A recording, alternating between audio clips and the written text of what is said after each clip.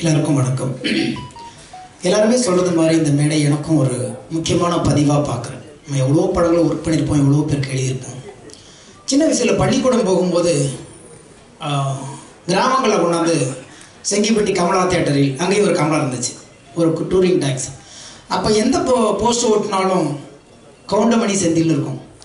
அப்போ இவ்வளோ அவங்களோட உயரம், இவங்களுடைய ஆளுமை தெரியாது. ஆனால் பசங்க எல்லாருமே சொல்லி கவுண்டமணி செந்தில் படம்டா போலமாடா அப்படிம்பாங்க. கதாநாயகன் தெரியாது, கதாநாயகி தெரியாது, இயக்குனர் தெரியாது, என்ன கதை தெரியாது. ஆனால் அந்த பேரை கேட்ட உடனே படத்துக்கு போகலாமா அப்படிங்கிற ஒரு கூட்டத்தில் நானும் ஒருத்தனாக இருந்தேன். அதனால் இந்த படத்தில் நாங்கள் இந்த மேடையில் நிற்கிறது நான் ரொம்ப ப்ரிசியஸாக நான் நினச்சிட்ருக்கேன். ரெண்டாவது, ஐயா கவுண்டமணி ஐயா அவர்களை பற்றி பேசணும்னா மணிக்கணக்கில் பேசணும்.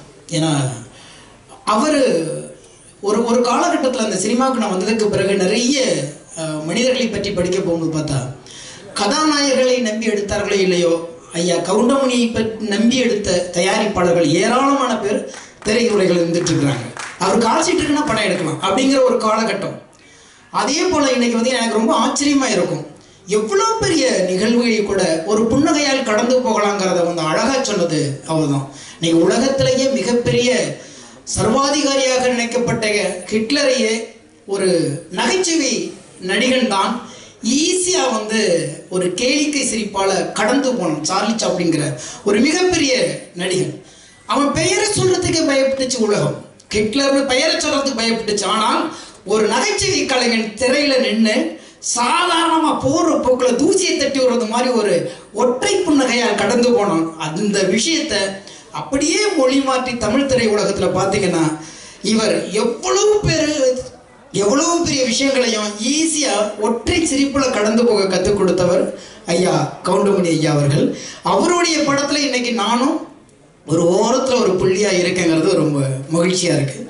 இந்த படத்துக்கு நான் இங்கே இருக்கிறதுக்கான காரணமானது இயக்குனர் ராஜகோபால் சார். அவர் 10 வருஷத்துக்கு முன்னாடி என்ன கதாநாயகனை வச்சு படம் எடுக்கிறதுக்கு ஒரு கதை சொல்ல வந்தார்.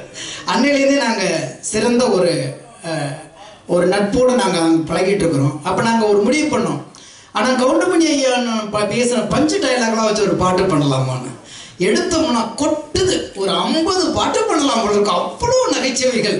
ஆனால் எல்லாத்தையும் அடக்க முடியாது இல்லையா, ஒரு சங்குக்குள் சமுத்திரத்தை அடைக்க முடியாத மாதிரி ஒரு சின்ன துளி. இந்த படத்துக்கு எதெல்லாம் தேவையோ எதெல்லாம் வேணுமோ அப்படின்னு எடுத்துக்கிட்டு அதை ரொம்ப சிரமப்பட்டோம். அந்த டயலாக்கு மட்டும்தான் ஒரு வார்த்தை கூட நான் யோசிக்கவே இல்லை. அண்ணன் ஏற்கனவே பேசி வச்சுட்டாங்க. நாமெல்லாம் ரசித்த வரிகள், ரசித்து கைத்தட்டின வரிகள், அதையெல்லாம் எங்கெங்கே கோக்கணுங்கன்ட்டு இயக்குனர் இசையமைப்பாளர் சித்தார்த்த கூட உட்காந்து அந்த பாட்டை பண்ணோம். எனக்கு ரொம்ப மன நிறைவாக இருந்துச்சு. இன்றைக்கி நான் கேட்கும் பொழுது வீட்டிலையும் சிரிச்சுக்கிட்டே இருப்பேன். அந்த பாட்டு எழுதும்போது நம்புறீங்களே இல்லையே, ஒரு 50 பக்கம் எழுதியிருப்பேன் அதுக்கு. ஏன்னா அவ்வளோ டைலாக்லேருந்து எடுத்து கொஞ்சம் கொஞ்சமாக நாங்கள் சேகரித்து ஒரு அழகான ஒரு ரசனைக்குரிய ஒரு பாடலாக கொடுத்தோம். அதே மாதிரி ஒரு கமர்ஷியல் சாங், வழக்கமாக ஸ்னேகனாவே ஒரு கமர்ஷியல் சாங் கொடுப்பாங்க, அப்படியே ஒரு முத்திரை குத்தி வச்சுருக்காங்க. அதனால் இந்த படத்தில் 2 பாட்டு எழுதியிருக்கிறேன். அதை மீறி இந்த 2 பாட்டு எழுதுறது படத்துக்கு நம்ம இந்த ஒரு பாடலாசிரியர் நிற்கிறதை விட கவுண்டமணி ஐயாவுடைய சின்ன வயசில் பள்ளிக்கூடத்தில் ரசித்த ஒரு மகா கலைஞனுடைய ஒரு படத்தில் நானும் இருக்குங்கிறது ரொம்ப மகிழ்ச்சி. எனவே 1000 நடிகர்கள் வந்தாலும் அடுத்த தலைமுறை நடிகர்கள் அவர்களை ஓரங்கட்டி கொண்டு இருக்கிறார்கள். எல்லாருக்கும் மாற்று இருக்கிறது, ஐயா கவுண்டமணி ஐயாவுக்கு மட்டும் எப்போதும் மாற்றே இல்லை. ஒரே ஒரு கவுண்டமணி தான், ஒரே ஒரு ஜாம்பவான் தான்.